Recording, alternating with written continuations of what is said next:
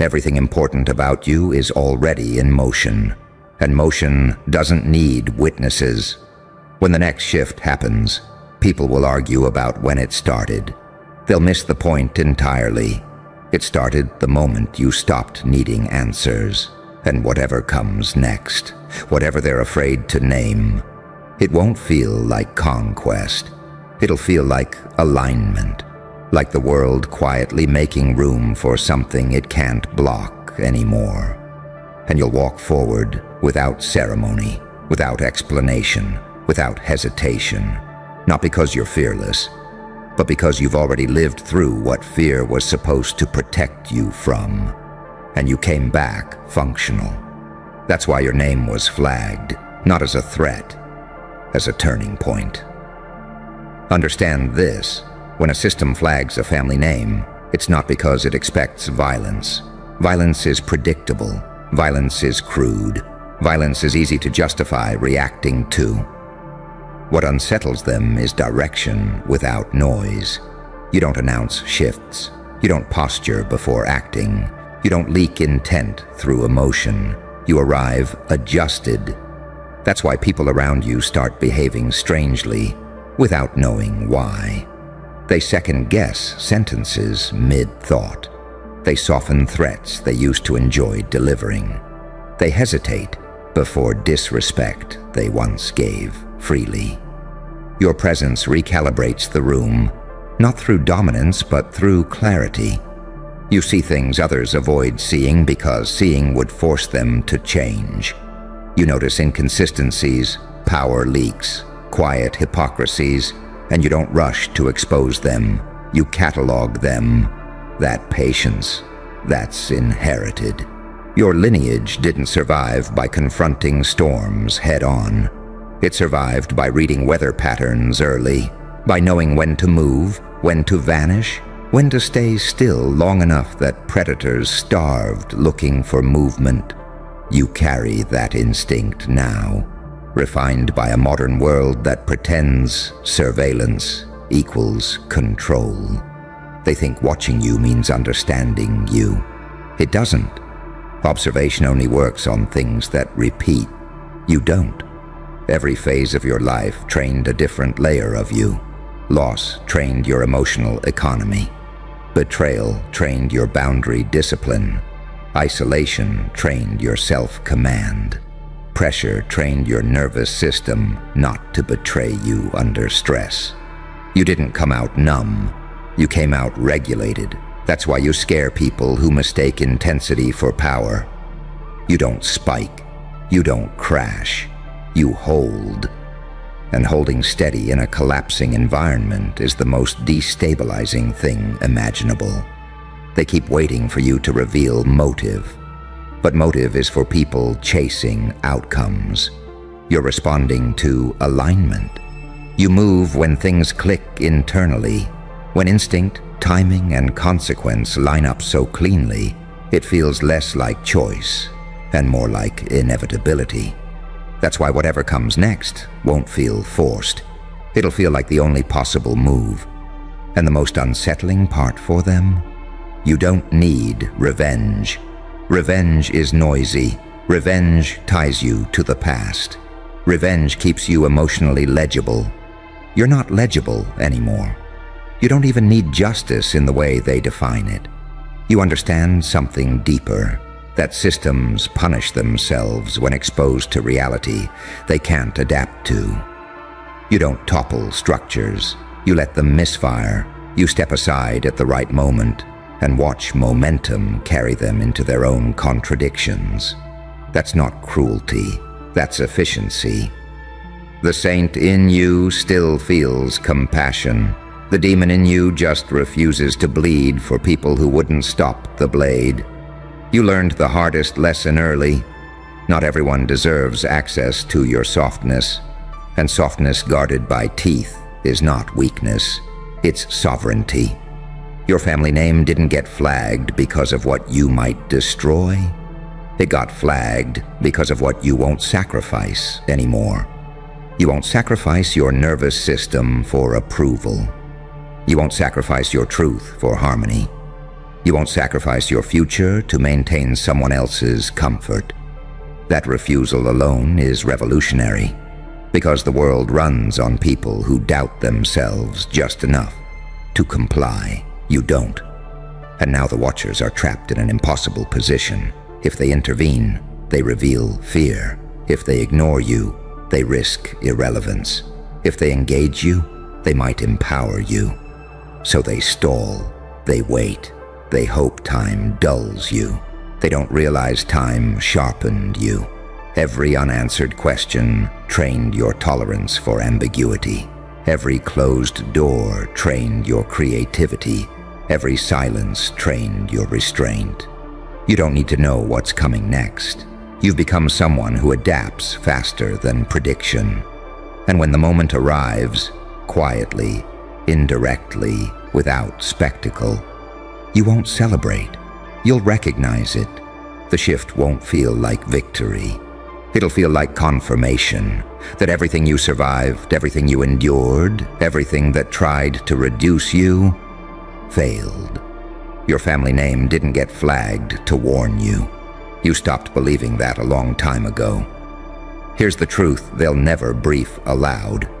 Bloodlines don't matter because of power. They matter because of memory. Trauma stored in DNA. Instinct sharpened across generations. Lessons learned the hard way and passed down without words. Your family didn't teach you how to win. They taught you how to endure when winning wasn't available. That's why you don't chase outcomes. You adapt to environments. You become incompatible with cages. Every attempt to define you collapses under inspection. Hero? Too dangerous. Villain? Too principled. Victim? Too aware. Leader? Too quiet. So they mark the file and move on, pretending distance equals safety. But distance doesn't erase influence.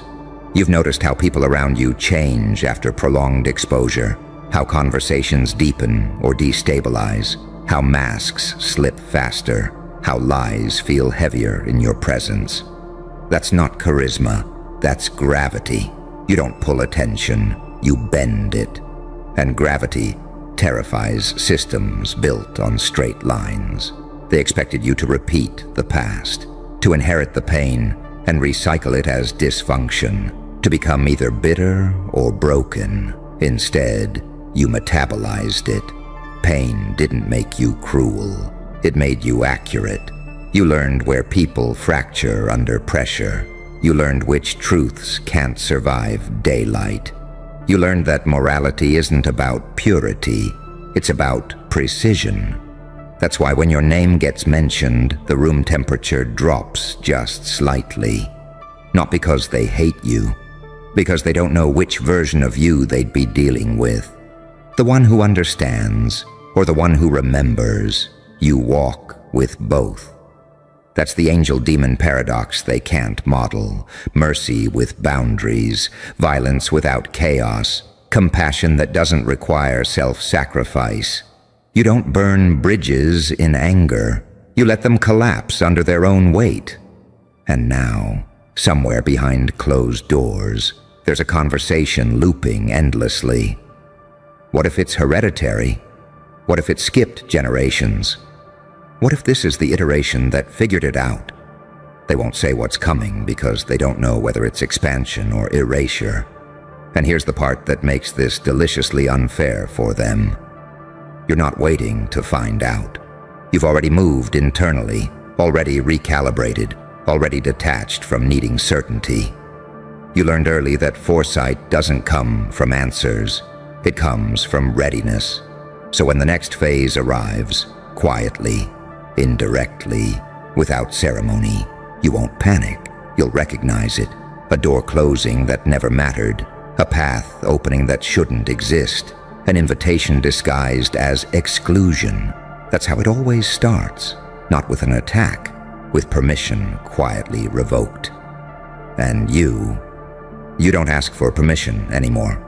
Your family name didn't get flagged because you're dangerous now. It got flagged because you're becoming inevitable. And inevitability doesn't need announcements. It just arrives. There's a specific kind of fear that doesn't scream. It organizes. That's the fear your family name triggered. Not alarms, meetings, not sirens, silence, not panic, recalculation. Because panic is for disasters. This feels more like an arrival. They didn't flag you to stop you. They flagged you to understand the window. When someone like you appears, history doesn't repeat. It adjusts. You've always sensed it, that strange dislocation. Like you were born slightly ahead of the moment meant to receive you. Too perceptive as a child. Too calm during crises.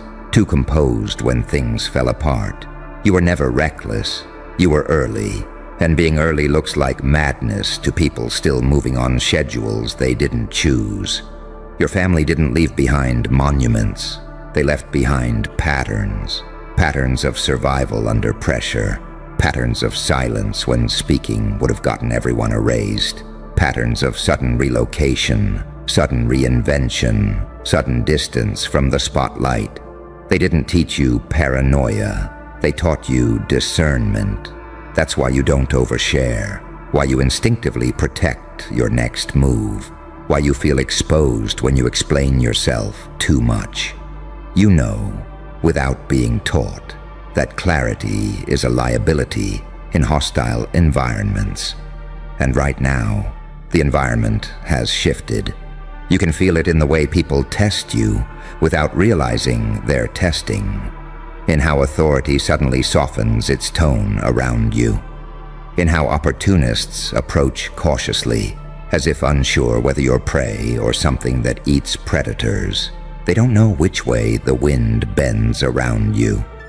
Here's the part they won't document. You're not dangerous because you're violent. You're dangerous because you're selective. You don't lash out. You don't seek revenge. You don't chase chaos for entertainment. You wait until a move matters. That restraint, that's what separates accidents from events. Your evolution didn't happen in public. It happened during the years nobody was watching. Stop scrolling. Not because I asked nicely, because something just moved while you were breathing. Your family name got flagged. Not you, not your face. Not your account, your name. That thing you inherited before you ever chose a side. That sound people whispered before they even knew who you were. That lineage that survived fires, famines, erasures, quiet betrayals, and still kept showing up on the wrong lists. Yeah, that one. And now there's silence. Not comfort, not safety. Silence like folders being closed without explanation.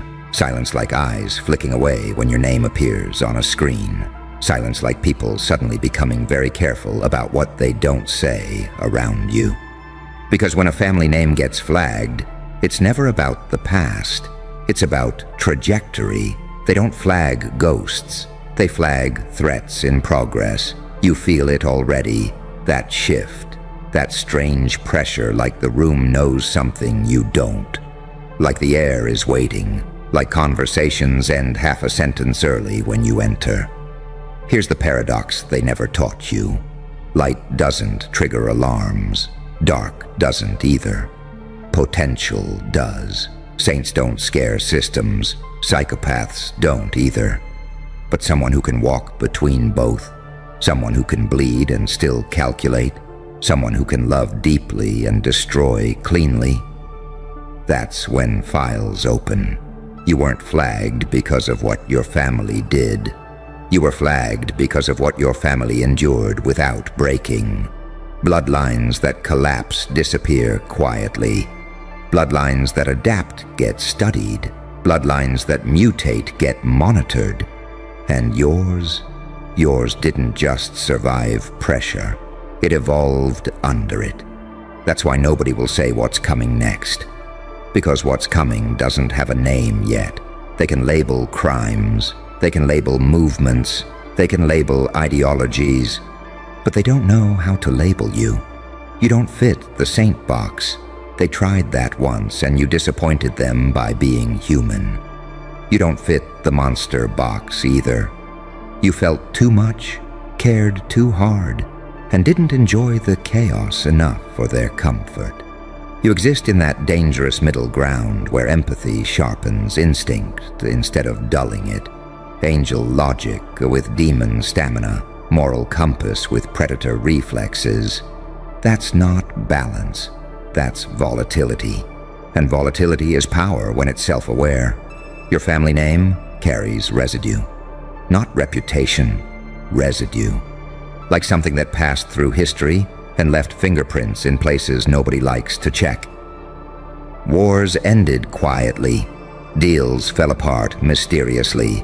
People vanished socially, not physically, worse. And now that residue is active again. Through you. That's the part nobody wants to say out loud. They're not watching you because you're loud. They're watching because you're precise. You don't announce moves.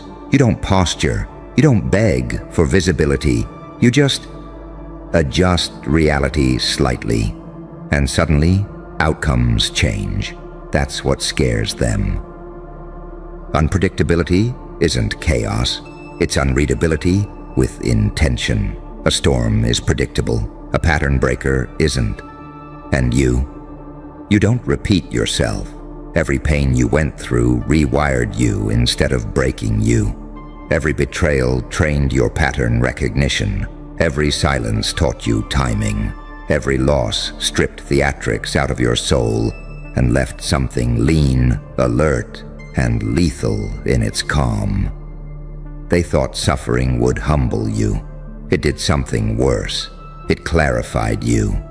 Now when your family name pops up, there's hesitation, not fear, calculation. Because they don't know if you'll forgive like a saint or move like something colder and faster. They don't know if you'll heal the room or quietly flip the table without touching it. And that uncertainty, that's why nobody will say what's next.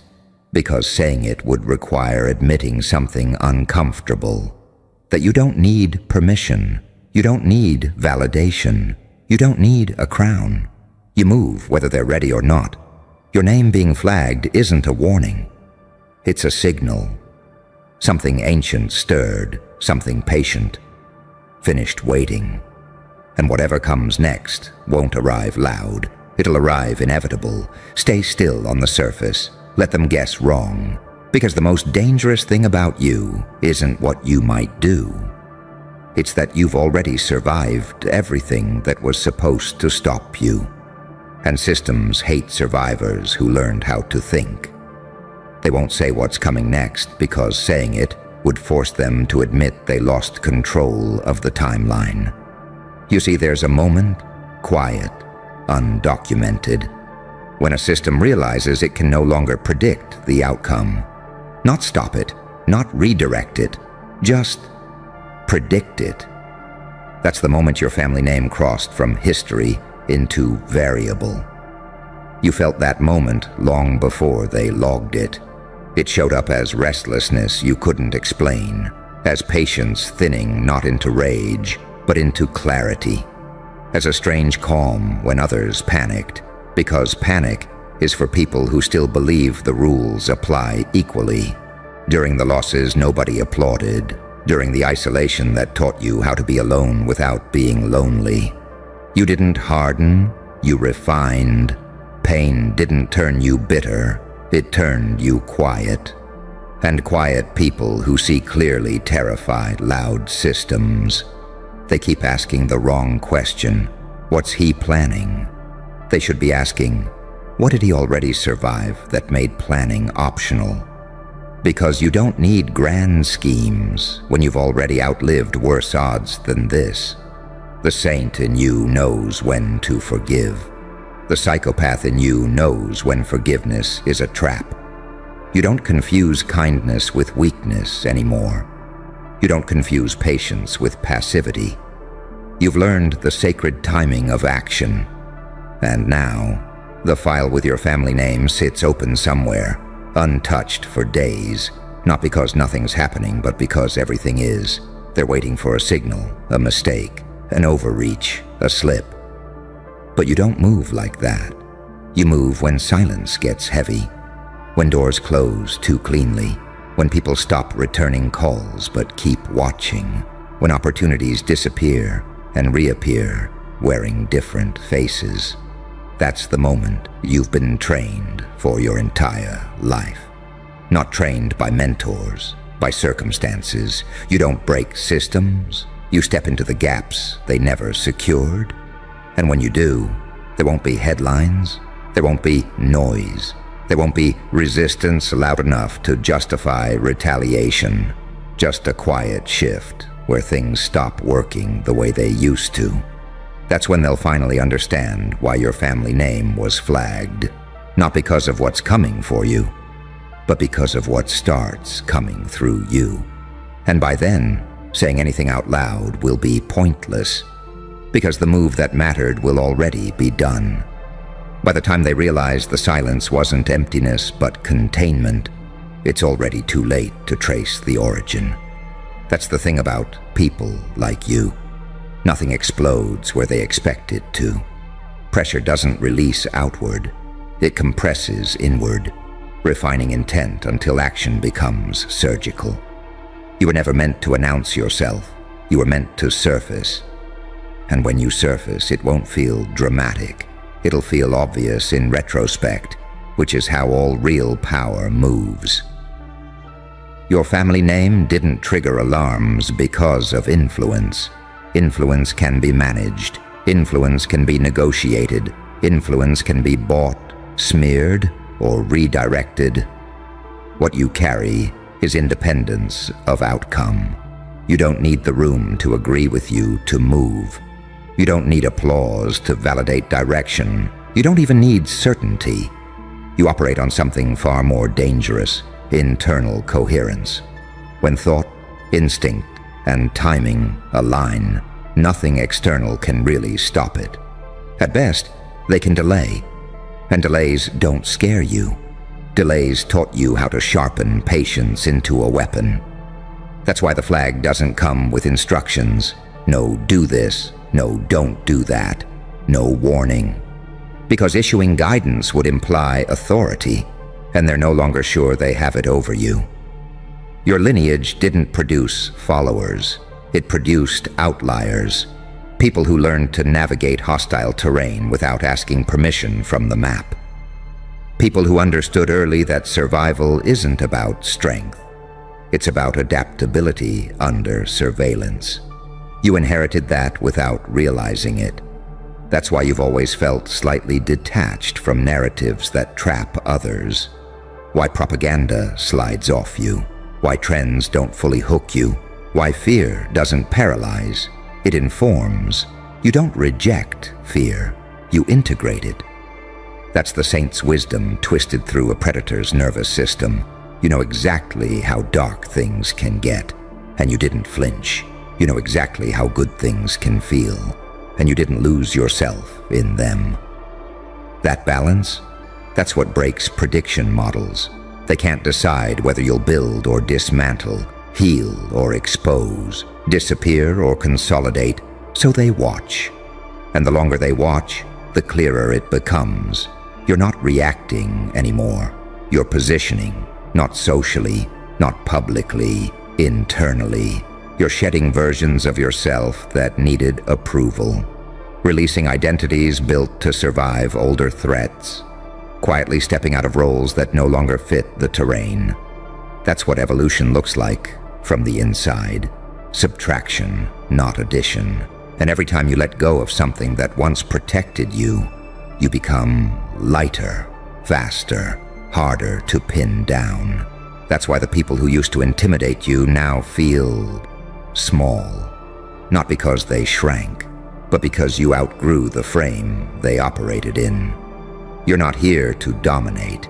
You're here to outlast. And outlasting terrifies those who rely on cycles, deadlines, and expiration dates. Your family name didn't get flagged because they expect chaos.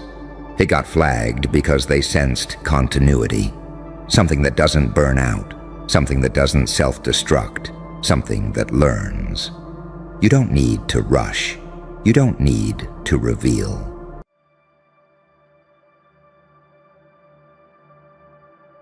Stop. Right there. Feel that pressure in your chest? That's the moment reality realized you slipped past its rules. Because listen to me carefully, you didn't win. Winning is what happens inside the cage. Winning is what happens when the scoreboard still matters, when the judges still exist, when the crowd can still tell who's ahead. What you did? Nah. You snapped the concept of losing in half and left it bleeding on the floor. You didn't flip the board. You burned the room the board was in and walked out before the smoke figured out your name. They keep trying to talk about you like this was luck, like it was timing, like you just held on long enough. That's how weak minds survive moments they can't metabolize. They shrink it, they dilute it. They tell themselves a bedtime story where the universe still makes sense. But deep down, their nervous systems know the truth. Something happened here that wasn't supposed to be survivable. Something crossed a line that doesn't have a return address. You didn't escape losing, you redefined it. Because losing is supposed to end you. Losing is supposed to make you quieter, smaller, more polite. Losing is supposed to teach obedience. It's designed to sand you down into something usable, something predictable, something that fits neatly back into the system that hurt you in the first place. And it worked on almost everyone. Saints folded, psychopaths burned out, angels begged, demons imploded, the light broke, the dark ate itself. But you didn't collapse into either side. You became the contradiction they don't have language for. You stood in the middle of pain and didn't choose healing or destruction. You chose evolution. That's what scares them. Because you learned something in the losing that winners never touch. Winners are trained, losers are forged. And you stayed in the forge long enough that the heat stopped being punishment and started becoming information. Every humiliation taught you where power hides. Every betrayal sharpened your pattern recognition. Every night you didn't know if you'd make it rewired your nervous system to operate without reassurance. You didn't grow thicker skin. You grew new senses. You learned how to hear fear before it speaks. You learned how to smell collapse while others are still celebrating. You learned how to sit calmly inside chaos while everyone else is begging the universe to rewind. That's not resilience. That's predatory calm. That's the kind of composure that doesn't come from confidence. It comes from surviving things that were meant to erase you. They thought losing would humble you. It clarified you. They thought losing would break your spirit. It broke your dependency on outcomes. See, here's the part they'll never admit out loud. You stopped needing the win before you ever got it. And the moment you stopped needing it, the entire game malfunctioned. Because systems are built on hunger, on desperation, on people who need approval, relief, closure, revenge. You starved the machine by becoming dangerous without wanting anything back. That's why this wasn't a win. This was a collapse in the rule set. You became someone who can't be punished the old way. Shame doesn't stick. Fear doesn't land. Loss doesn't negotiate. You already lived in the worst-case scenario long enough that it stopped being a threat and started being a workshop. You built yourself in the dark while they were still arguing about the lighting. And now they're confused because you don't celebrate like a winner. You don't brag. You don't chase applause. You don't even explain yourself.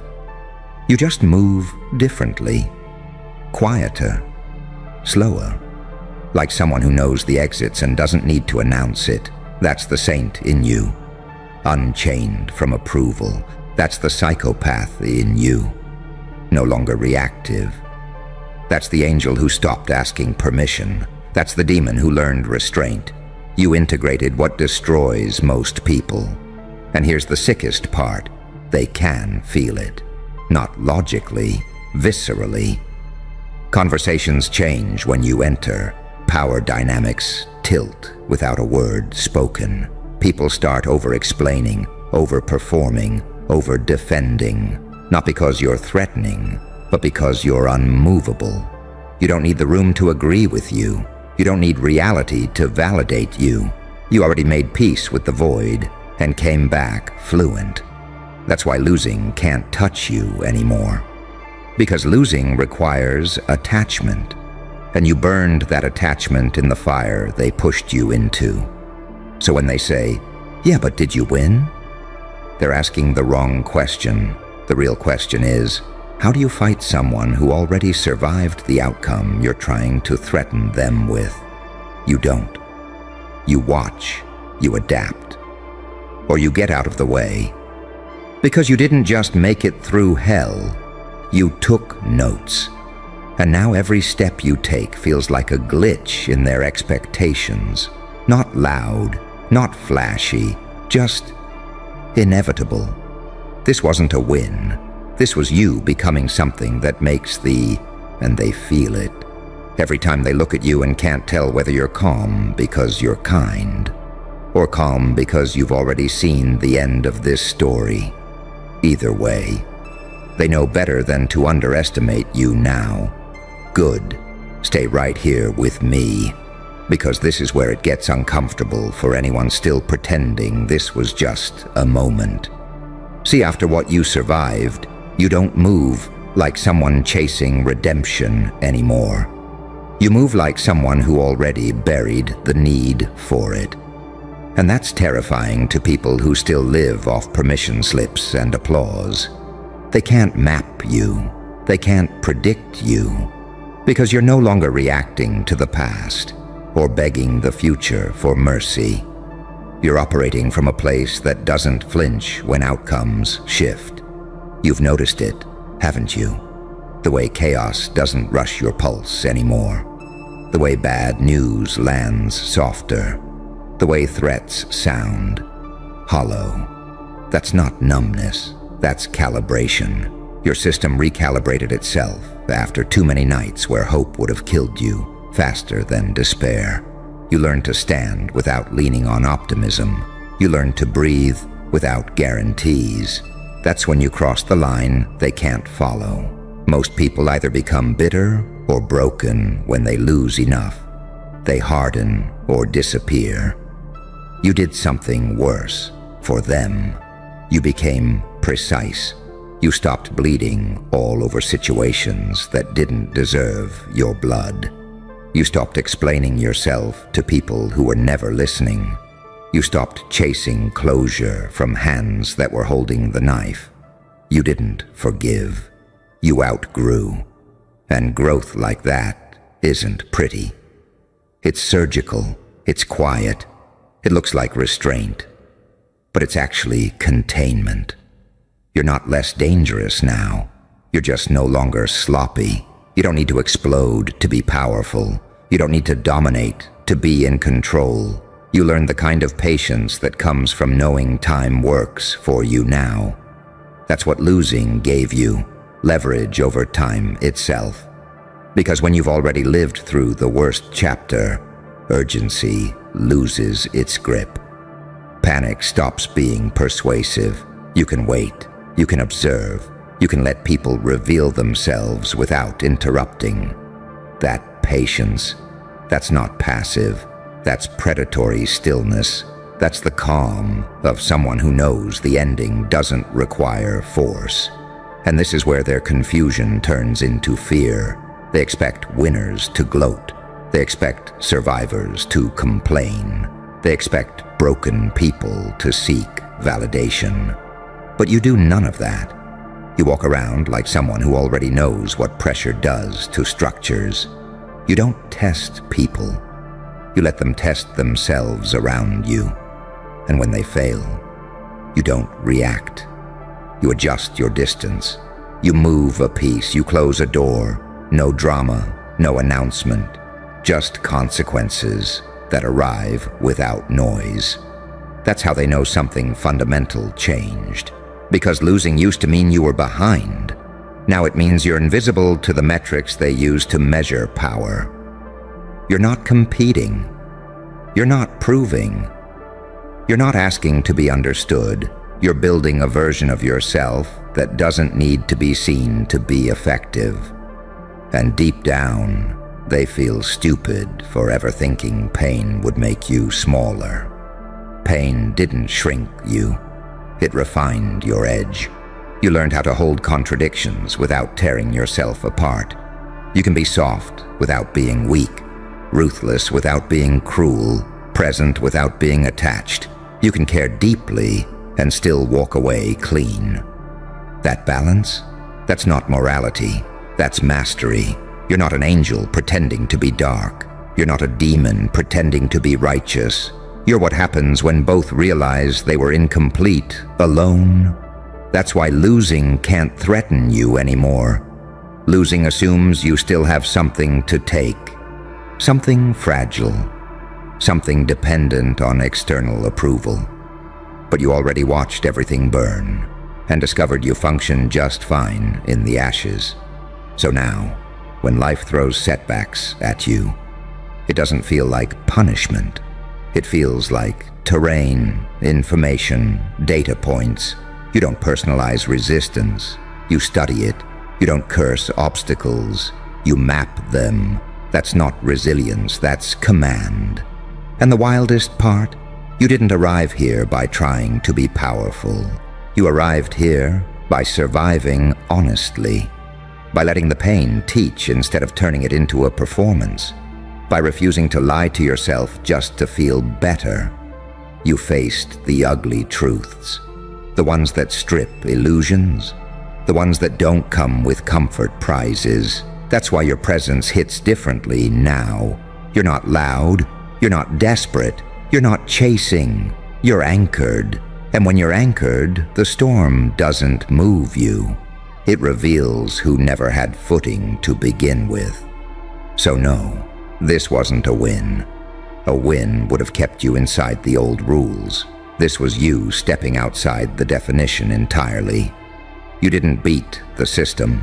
You became someone the system doesn't know how to punish, and that's why. Whether they admit it or not, they treat you differently now. Because losing used to be the end, and you turned it into the beginning of something they can't undo. Notice how silence follows you now. Not the peaceful kind, the cautious kind. The kind that happens when people sense depth they can't skim. When instincts whisper, don't poke this, don't test this, don't assume anything here is what it looks like. That silence isn't respect. It's recalibration. Their systems are adjusting to a variable they can't control. Because you stopped broadcasting pain. You stopped announcing growth. You stopped explaining how far you've come. And the moment you did that, your power stopped leaking. See, when you were losing, really losing, you were loud in ways you didn't even realize. Not with your mouth, but with your energy. Needing answers. Needing signs, needing relief, needing someone to notice the weight you were carrying. That need made you readable, predictable, containable. But now you're unreadable. You don't rush to correct misunderstandings. You don't scramble when things go quiet. You don't chase clarity from people who benefit from your confusion. You let uncertainty sit. You let tension stretch. You let other people fill the silence with their tells. That's not indifference. That's dominance without display. You learned that losing strips you down to the parts that actually work. Everything decorative burns off. Every false motivation gets exposed. Every identity that depended on external feedback collapses. And when all that's left is bone and instinct, you finally meet yourself without costumes. That meeting changes you. Because once you've seen yourself without narratives, without excuses, without hope dressing things up, you stop being afraid of collapse. You already know what you're made of when nothing props you up. You already know you don't disappear when things fall apart. That's why threats don't land anymore. People still try, of course. They always do. Subtle pressure, withholding, doubt disguised as concern. Power plays dressed up as boundaries, and you see it instantly, not because you're paranoid, but because losing trained your pattern recognition at a level most people never reach. You don't get emotional about manipulation anymore. You get analytical. You don't react. You reframe. You don't ask, why are they doing this? You ask, what does this reveal? And once you start seeing behavior as data instead of betrayal, you become untouchable. Because betrayal only works on people who are still idealizing. You stopped idealizing when reality forced your eyes open. That's the psychopath edge. Clean perception without emotional fog. But here's the paradox they don't understand. You didn't lose your heart. You refined it. You didn't become cold. You became selective. You didn't shut down compassion. You redirected it inward first. That's the saint in you. No longer self-sacrificing for people who mistake access for entitlement. You learned that not everyone deserves proximity to your inner world. Not everyone earns explanations. Not everyone needs closure from you. Some people only get distance. And that distance? That's not punishment. That's preservation. And now your life moves with fewer words and heavier impact. When you say yes, it means something. When you say no, it's final. When you walk away, it's clean. No theatrics, no lingering, no maybe later. That clarity didn't come from confidence courses or motivational slogans. It came from surviving moments where you had to choose between lying to yourself or breaking open completely. You chose the break. And once you break open honestly, you don't shatter again the same way. That's why losing doesn't scare you now. Losing already did its worst. It took everything it could. And what remained wasn't weaker. It was distilled. You became someone who doesn't need momentum to move. Someone who doesn't need validation to proceed. Someone who doesn't need to be understood to be effective. That's rare. That's dangerous. Because the world runs on people who need something. Approval, love, security, recognition. When you need nothing external to stand upright, you stop being easy to manage. You stop fitting into incentives and punishments. You move based on alignment, not reward. And alignment doesn't negotiate. So when setbacks show up now, they don't feel like losses. They feel like reroutes. When doors close, you don't bang on them. You note who locked them and why. When people disappear, you don't chase. You update your map. You're not optimistic. You're accurate. And accuracy beats optimism every time. This is why the idea of losing can't apply to you anymore. Losing assumes there's still a version of you that needs external permission to exist fully. That version died back there, in the dark, in the pressure, in the stretch of time where nothing worked and no one came. What walked out of that wasn't a winner. It was an anomaly. Someone who learned that the real power isn't in victory. It's in no longer being defined by defeat. In being so grounded in your own center that outcomes can't destabilize you. You don't rise and fall anymore. You remain. And once you remain, consistently, quietly, without flinching, everything else starts adjusting around you. Not because you force it, but because reality can feel when something has stopped asking for permission to exist. There's a moment, quiet, almost invisible, where people realize they can't rush you anymore. Deadlines lose their teeth. Ultimatums fall flat. Emotional leverage stops working. You don't announce it. You don't posture. You just don't move when they expect panic. And in that pause, something ancient clicks in their gut. This isn't someone you push. This is someone who already survived the push and learned how gravity works. Because losing taught you how to stand when everything else collapses. You learned how to be present without clinging, how to care without bleeding, how to observe without absorbing. Most people confuse intensity with power. They think force is loud. They think confidence needs volume. They think certainty has to be declared. You learned the opposite. You learned that the deepest power barely makes a sound. It hums, it settles, it waits. That's why your energy feels heavier now. Not aggressive, not domineering, just undeniable. Like a door that's already closed, like a decision that's already been made. People sense it before they understand it. They feel it in how conversations shorten around you, how jokes get safer, how disrespect hesitates. You don't need to correct them. Your presence already did. And here's the part that messes with them the most. You're not bitter. You're not angry. You're not trying to prove anything. You're calm in a way that doesn't ask to be admired. Calm that comes from having nothing left to protect except your alignment. You don't need revenge. You have distance. You don't need validation.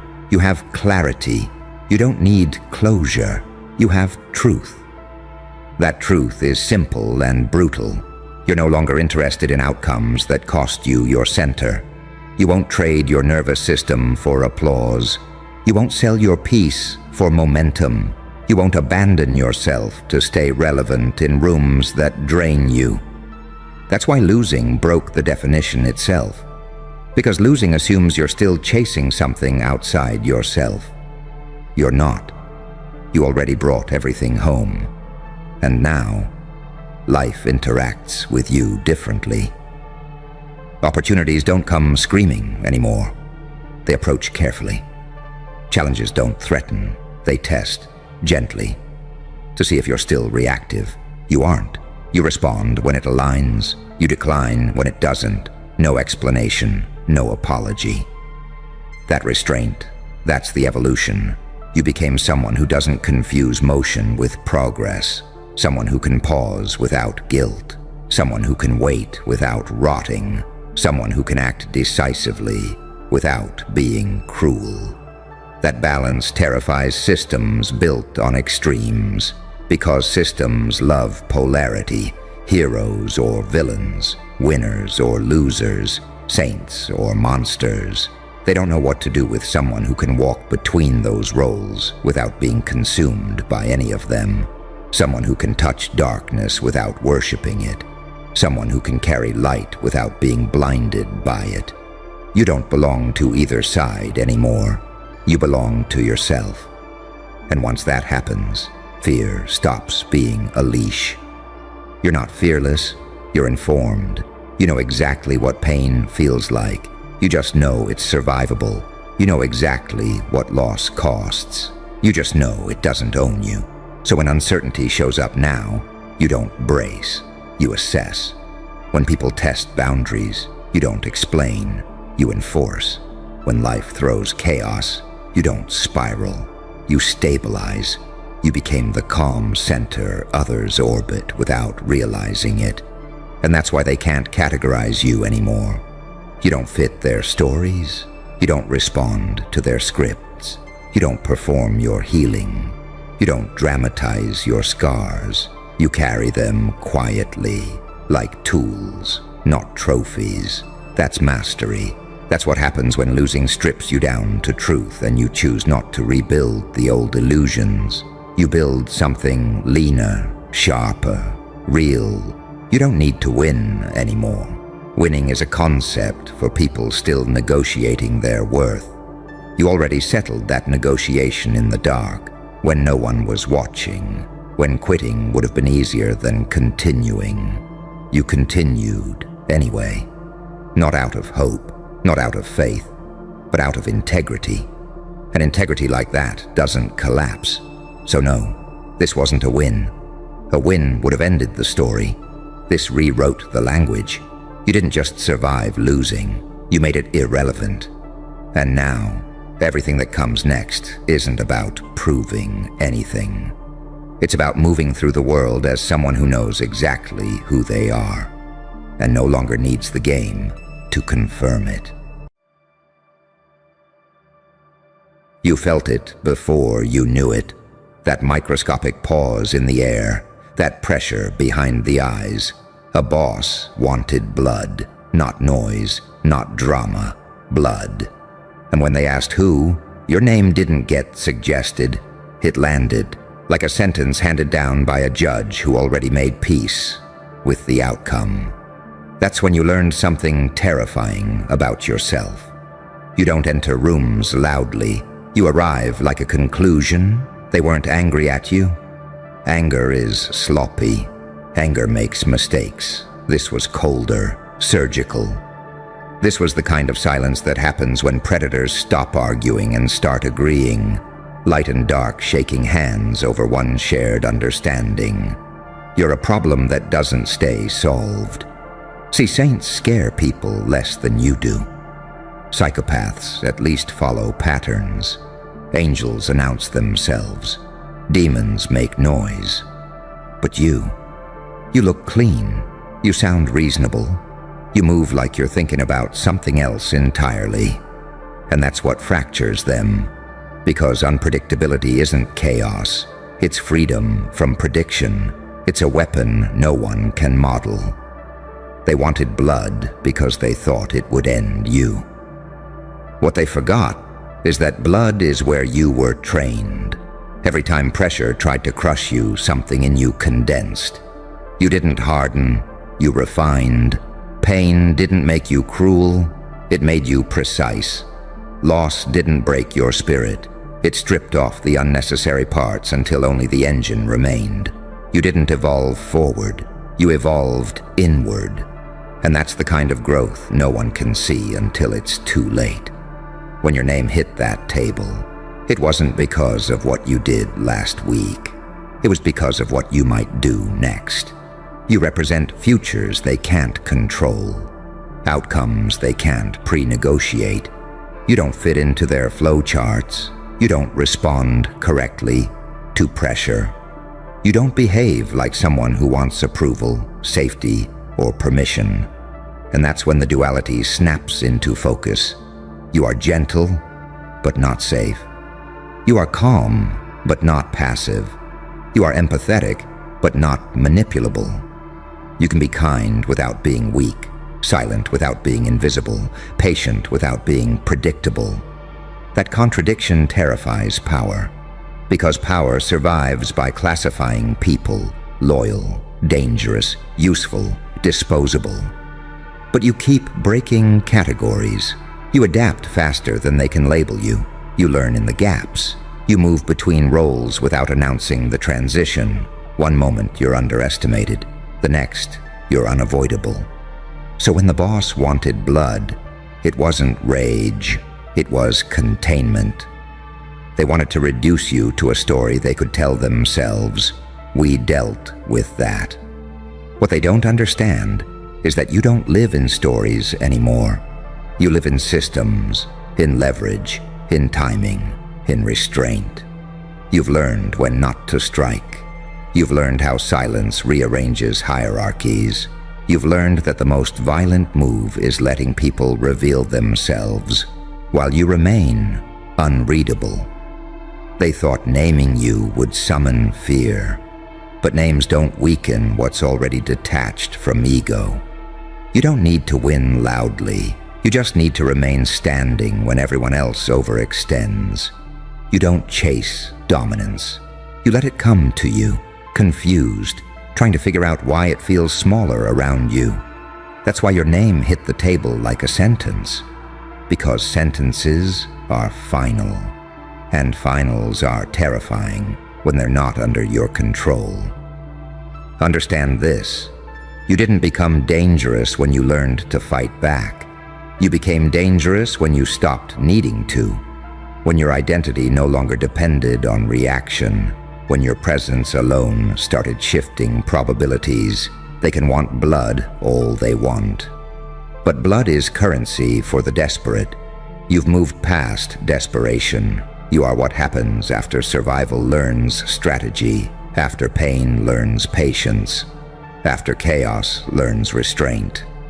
And now they sit there, staring at the name they spoke too late, realizing something too late. You weren't the target, you were the consequence. And consequences don't announce themselves with sirens. They arrive quietly. They sit in the corner of the room while everyone else is busy posturing, laughing too loud, pretending control is something you can grip with two hands. Consequences wait. And you've learned how to wait better than anyone in that room ever could. They think wanting blood makes them powerful. It doesn't. It makes them obvious. It tells you they're afraid of what they can't predict, afraid of what doesn't flinch when pressure spikes. You watch them mistake aggression for dominance, urgency for authority, volume for certainty. You watch them burn energy trying to feel in charge while you conserved yours, stacking it, compressing it, letting it turn dense. You didn't survive by being reckless. You survived by noticing patterns other people were too emotional to see. You noticed how people expose their intentions when they feel threatened. You noticed how alliances form out of fear, not loyalty. You noticed how the same mouths that praise discipline panic the moment someone doesn't need their approval. That's when you stopped reacting and started positioning.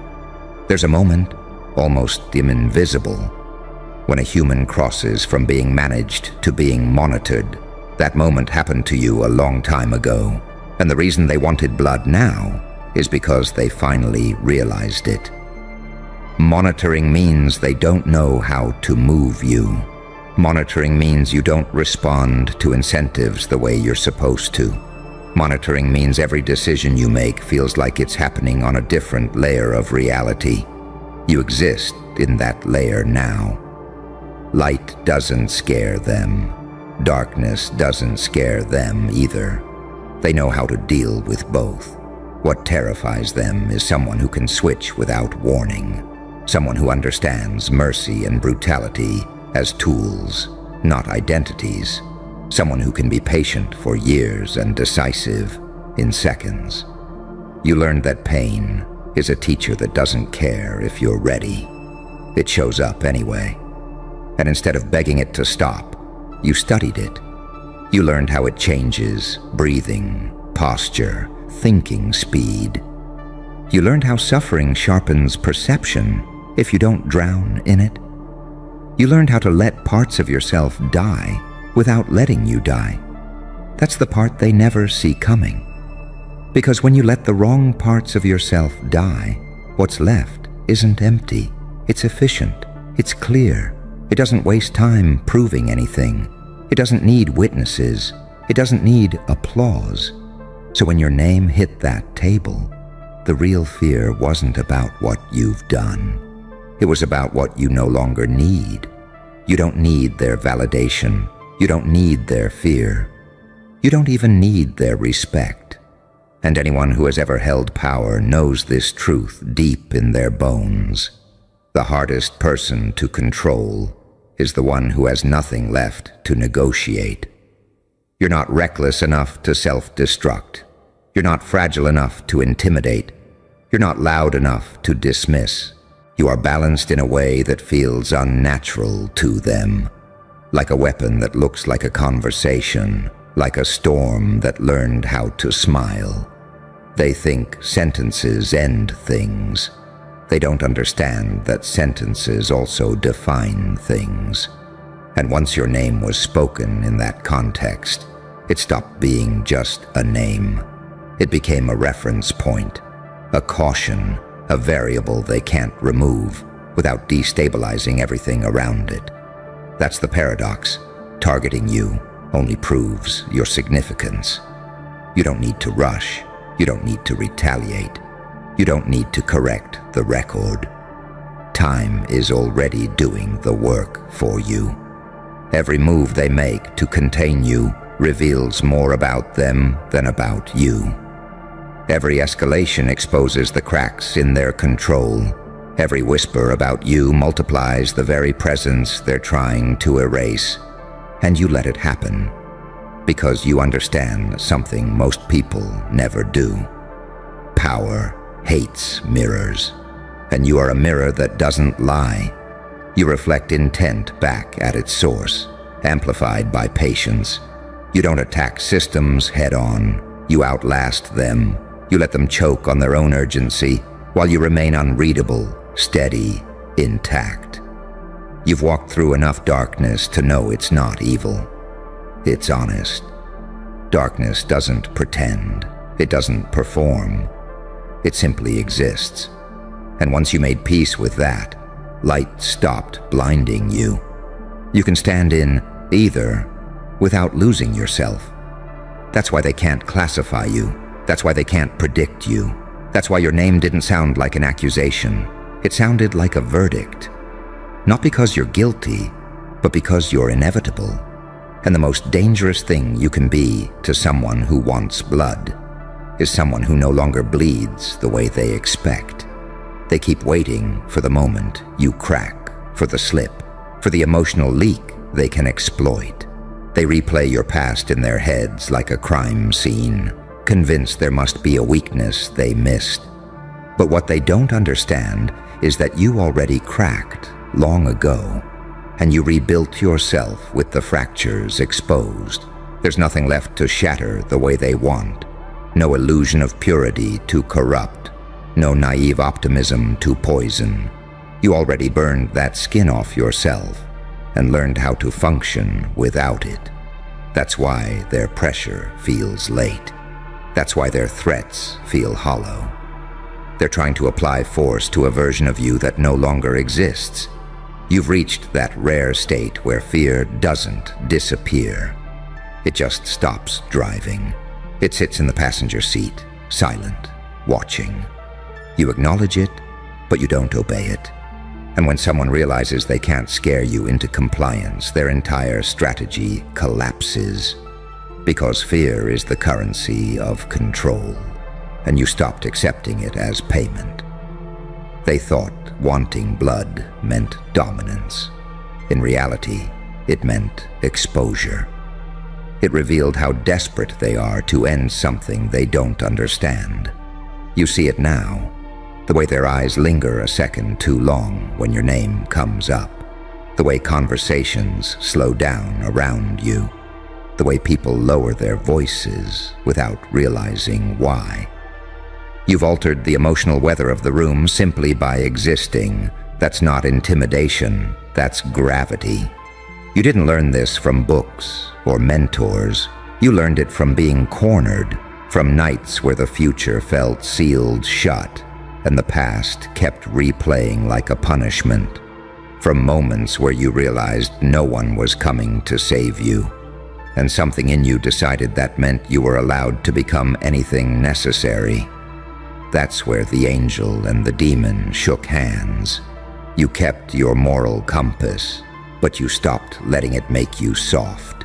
You kept your empathy, but you learned how to turn it off when it was being used against you. You kept your humanity, but you stopped advertising it. And that balance, controlled, selective, intentional, made you unreadable to people who rely on predictable emotional responses. They can't bait you. They can't rush you. They can't corner you into mistakes. Because you understand timing. You understand that most battles are lost by the person who moves first. You understand that silence forces others to reveal their plans. You understand that restraint isn't weakness. It's stored force.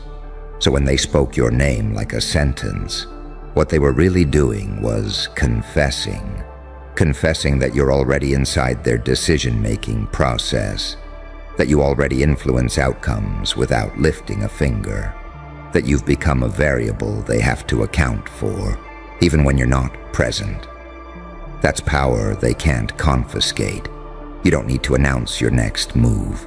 You don't even need to make one yet. The awareness alone is enough. The idea of you, unbothered, unprovoked, still standing, is already destabilizing them. They expected rage. They expected panic. They expected reaction. What they got was composure. And composure, in a violent environment, reads as menace. You've reached the point where survival instincts have evolved into strategy, where instinctive reactions have been replaced by deliberate choices, where you can feel the urge to strike and choose not to, not because you're afraid, but because you're patient. That patience is what separates you now. It's what makes people project onto you. They imagine schemes you haven't even considered yet.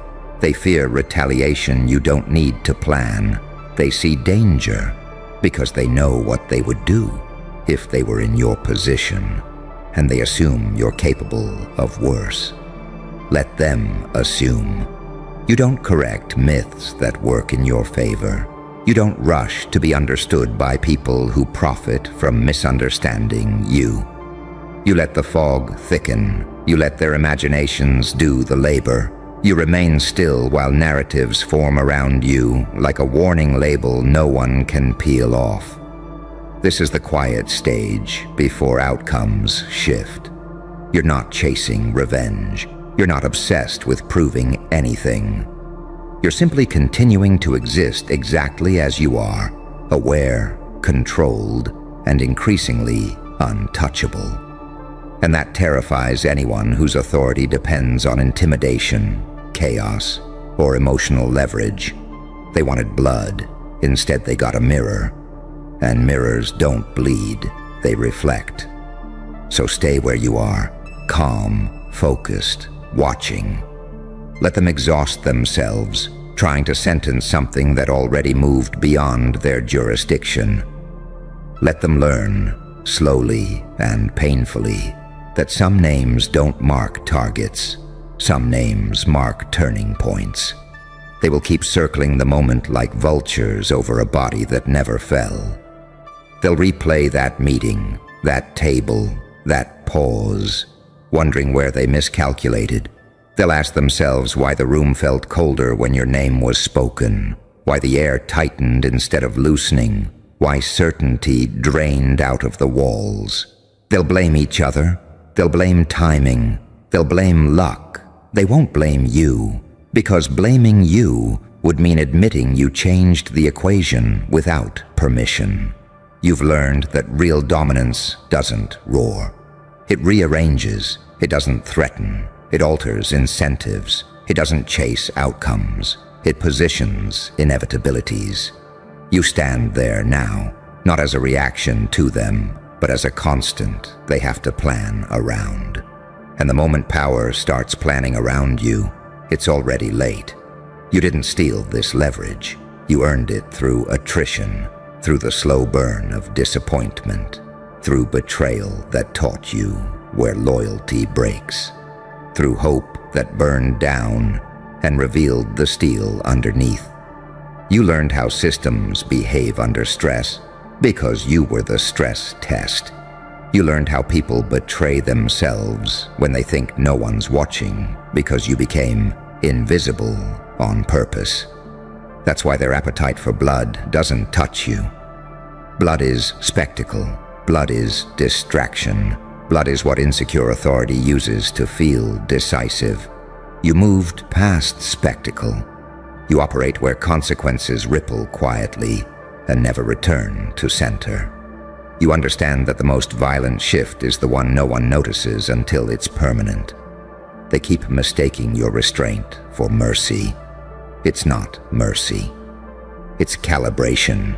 You know exactly how much force exists in you, and you know exactly when to apply none of it.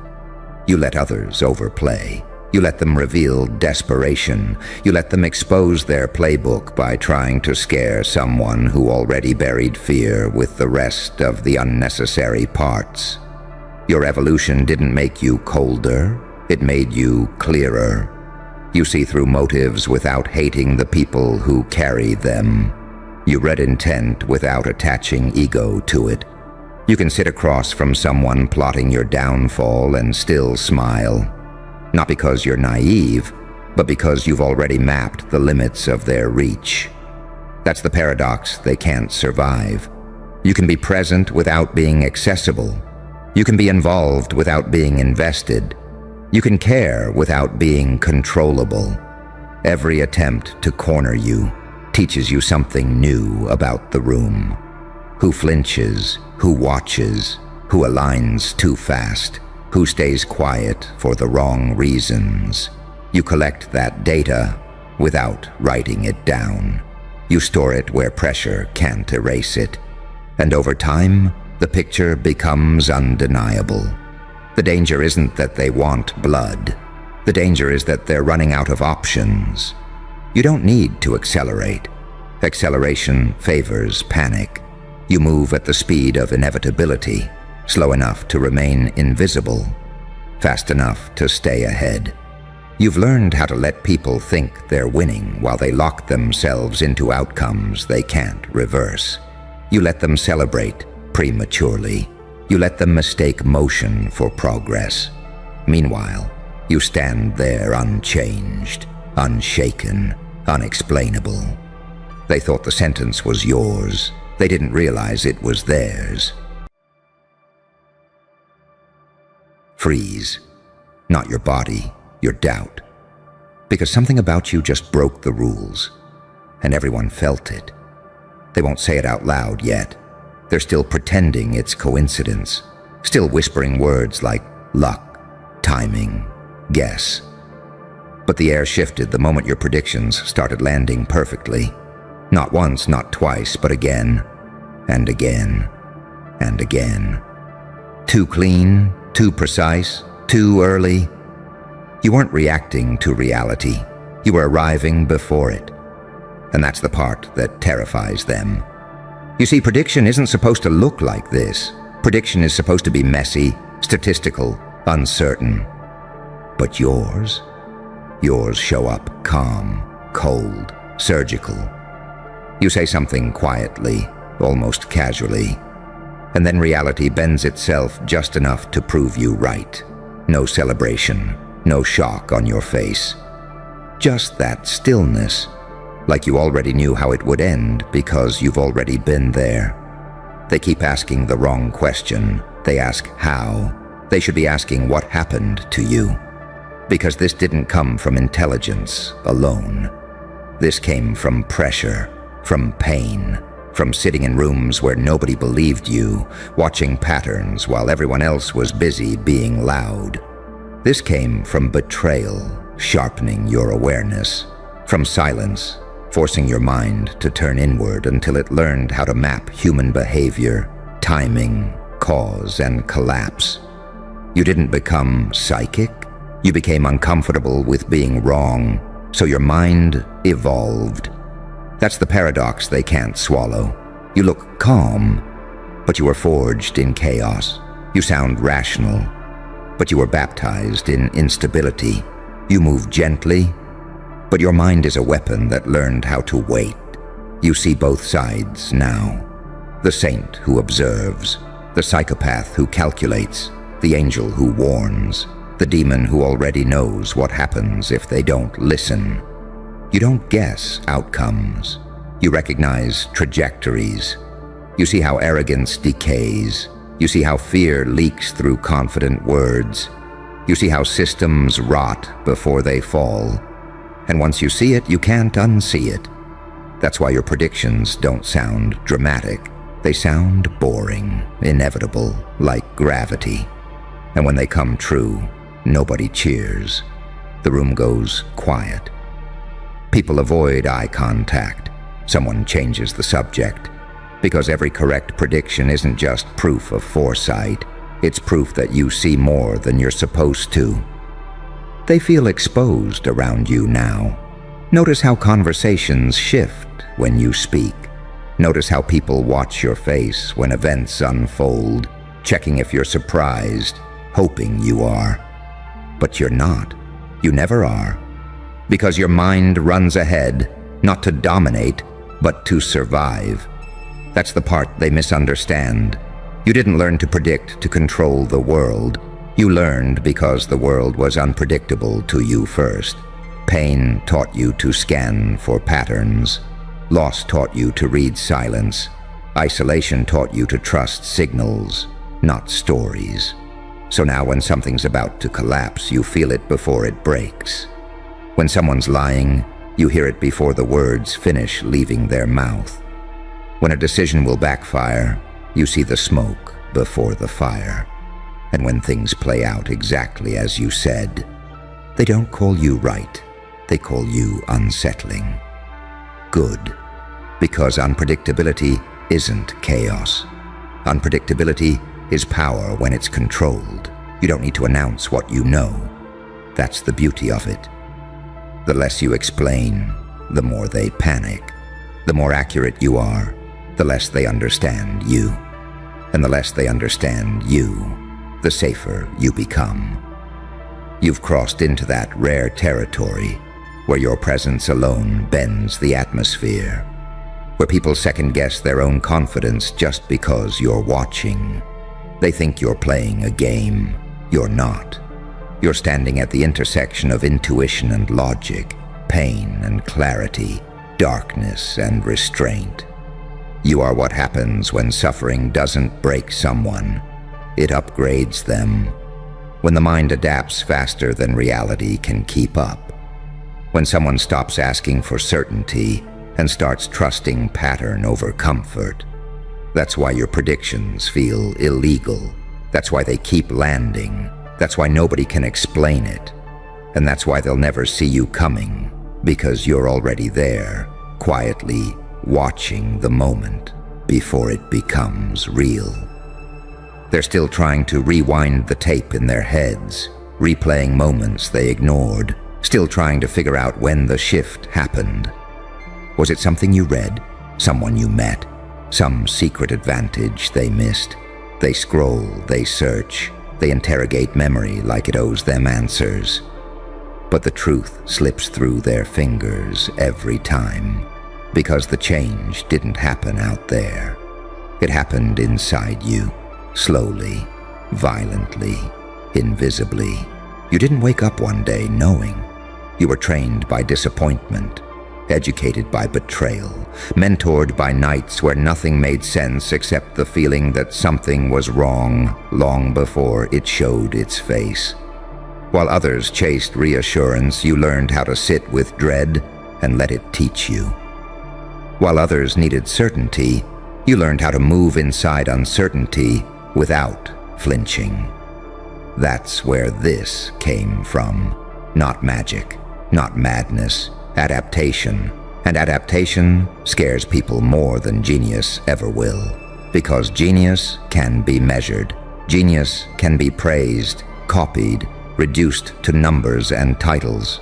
But what you are now, you can't be benchmarked. You can't be categorized. You don't fit into clean explanations. And explanations are the last defense people have against fear. When they lose that, all they have left is suspicion. They start watching you differently. Not openly, never openly. It's subtle. A pause before they speak. A glance when things start going sideways. A quiet, almost unconscious checking of your reaction when news breaks. Because somewhere deep in them, something primitive has already accepted the truth. You don't just respond to events. You anticipate them. And anticipation feels like dominance to people who live reactively. Here's the part they really don't want to admit. Your accuracy didn't make them feel impressed. It made them feel late. Late to notice, late to prepare, late to understand what was really going on. And nothing wounds the ego like realizing someone else arrived at the conclusion while you were still arguing with the premise. Every time your predictions land, it's a reminder that they were busy defending comfort while you were mapping reality. You carry both extremes now. That's why you're hard to read. You have the calm of someone who's accepted the worst. and the sharpness of someone who refuses to be caught off guard again. You can be gentle without being naive. You can be ruthless without being cruel. That duality, the saint who warns, the psychopath who plans, that's not a flaw. That's balance. That's survival refined into strategy. They think unpredictability is reckless. They don't understand controlled unpredictability. You let people think you're guessing. You let them underestimate the depth of your awareness. Because when they can't model you, they can't counter you. You don't need to dominate conversations. You don't need to be loud. You don't need credit.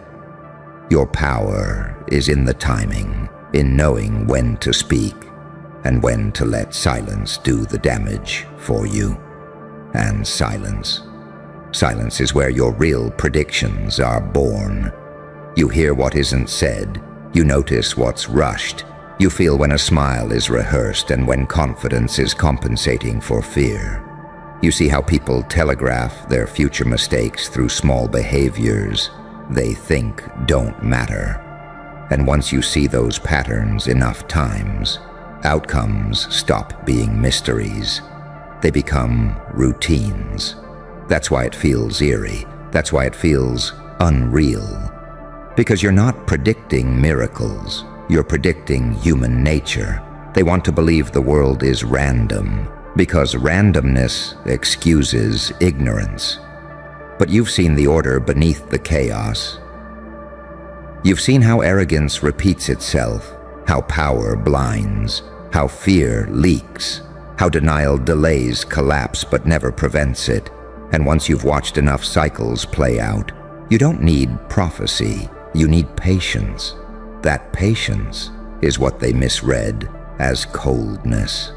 They don't know how much restraint it takes to stay quiet when you already see the ending, how heavy it feels to watch people walk confidently toward outcomes you already recognize, how lonely it is to know that warning them won't change anything, because belief always arrives after consequence. So you let reality teach them instead. And when it does, when things unfold exactly as you said, they feel a mix of awe and resentment they can't name. Awe because your mind feels dangerous. Resentment because they didn't listen. And fear because if you can see this far ahead, what else do you know that you're not saying? That's when the atmosphere around you changes for good. You're no longer treated like a participant. You're treated like a variable, something that alters outcomes just by being present. People become cautious with their promises, careful with their plans, because somewhere in their subconscious, a quiet calculation is happening. If you already saw this coming, what happens if you see me coming too? That's the moment you outgrow explanation. You stop trying to justify yourself. You stop softening your clarity to protect other people's comfort. You let your accuracy speak for itself, and you accept the distance it creates. Because distance is safer than doubt, and clarity is worth more than approval. You didn't ask for this edge. You earned it, paid for it in confusion, isolation, and nights where you questioned your own sanity before realizing the world was the thing that didn't make sense.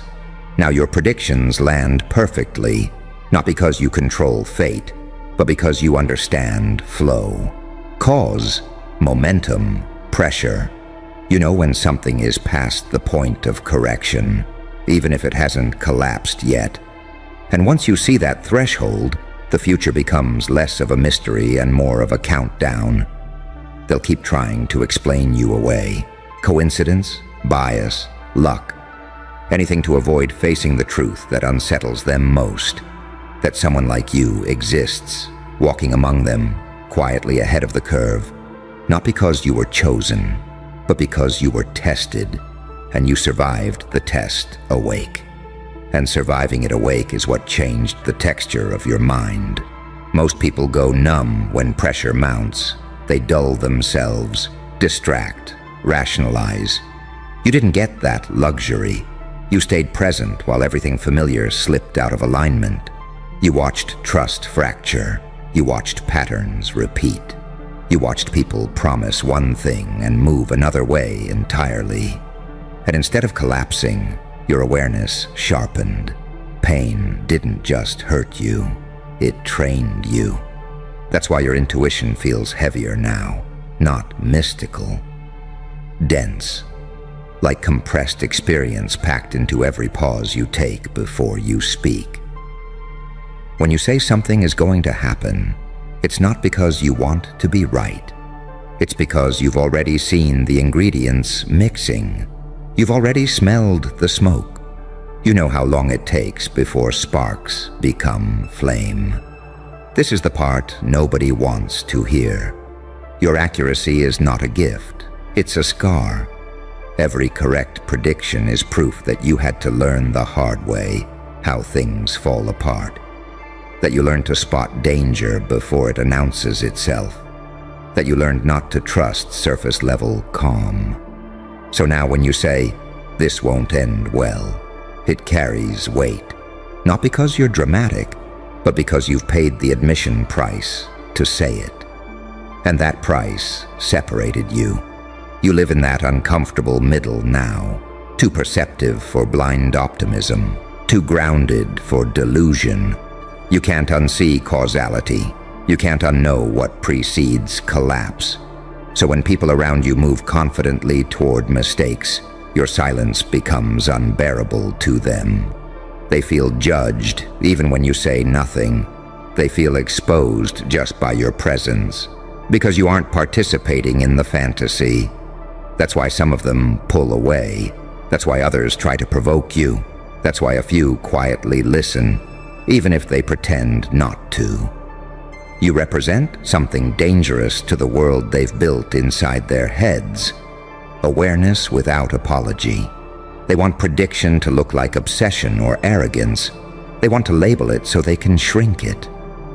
But what they're really reacting to is the fact that you're not surprised anymore.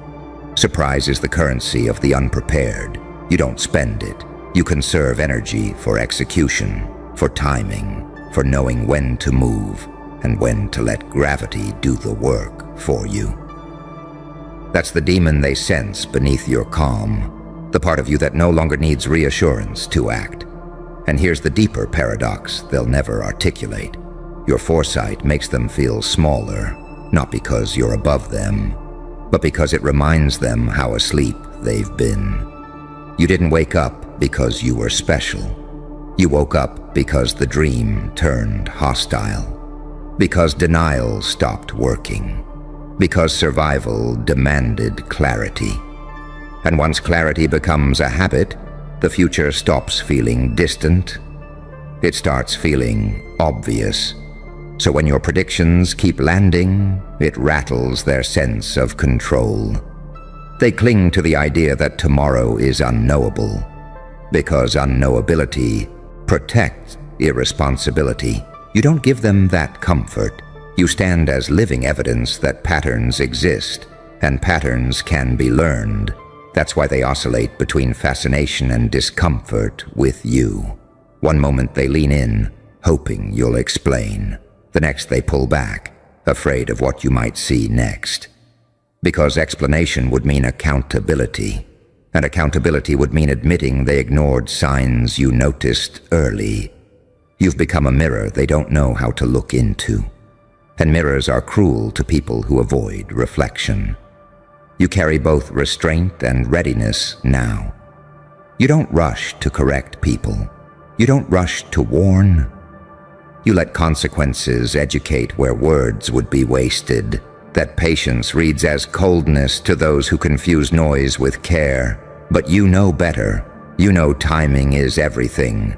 You know that information given too early is rejected, and information given too late is useless. So you wait. That waiting is what makes you look dangerous. Because when you finally speak, it's precise, minimal, undeniable. You don't over-explain. You don't argue. You state. And reality follows behind you, like a shadow confirming your authority.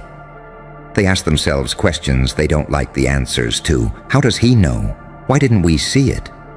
What else is coming? And the most uncomfortable one, if he's been right this many times, what does he know about me? That's when your presence alone starts altering behavior. People hesitate, overthink, adjust.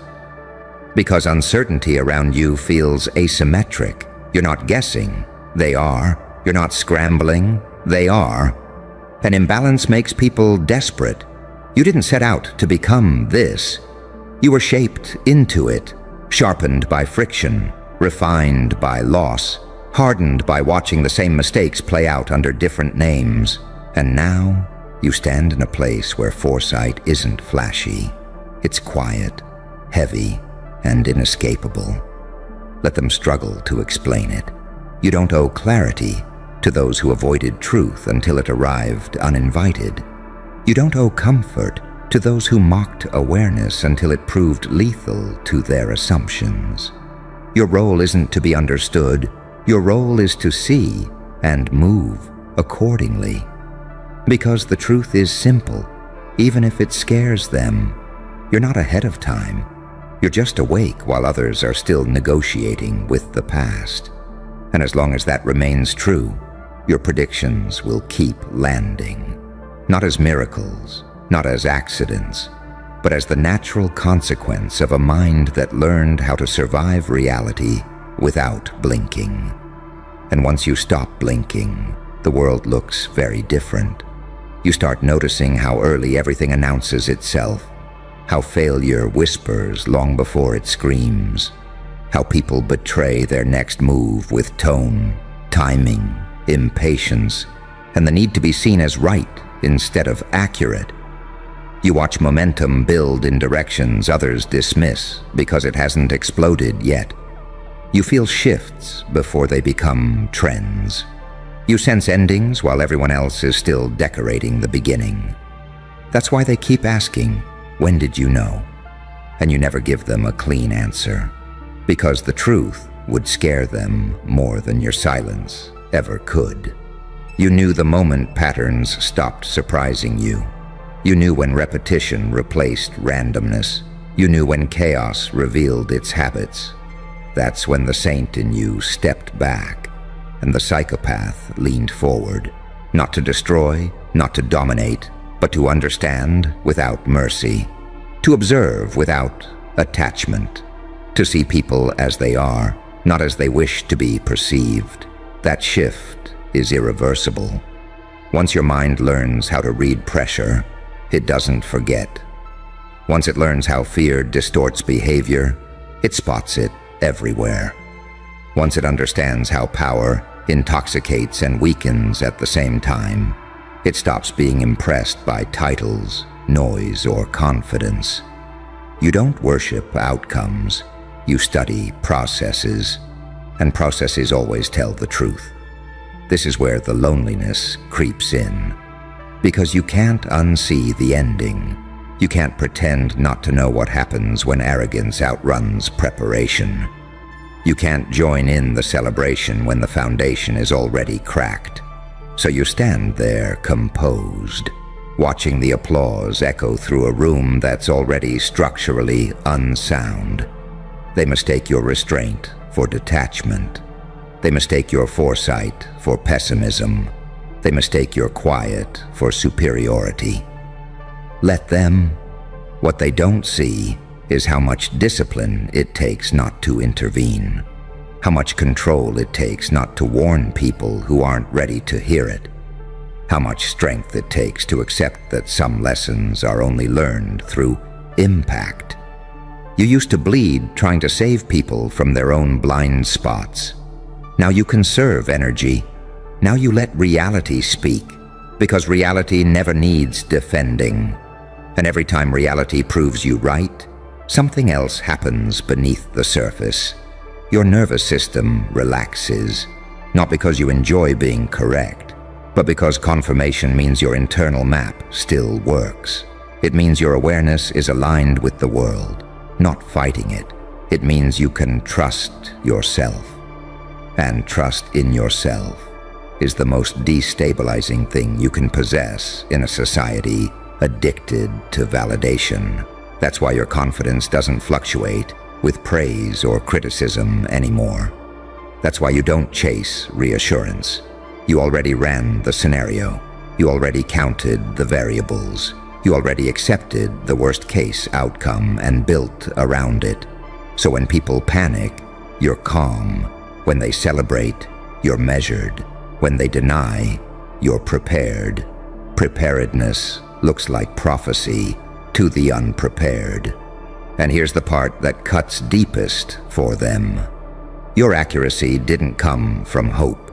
It came from confronting discomfort head-on, from letting anxiety sharpen you instead of soften you, from refusing to lie to yourself just to belong. You didn't need optimism, you needed clarity. And clarity is ruthless. You became the kind of person who doesn't need certainty to move. You move with probability, with pattern recognition, with timing. That makes you slippery, hard to trap, hard to predict, because you're not emotionally invested in outcomes the way others are. You're invested in alignment. That's why you don't rush decisions. That's why you don't overcommit. That's why when you finally act, it looks sudden, even though it's been forming for a long time. They call it intuition because calling it experience integrated under pressure would force them to acknowledge what you went through. And they don't want to do that. They want the result without the process, the foresight without the scars, the accuracy without the nights where you questioned your own perception and kept going anyway. You didn't skip the suffering, you metabolized it. And now it lives inside you as awareness, as restraint, as timing, as that unsettling calm when things start shaking and you don't flinch, as that pause before you speak that makes people lean in or step back, as that look that says you're not impressed by theatrics because you're watching the mechanics underneath.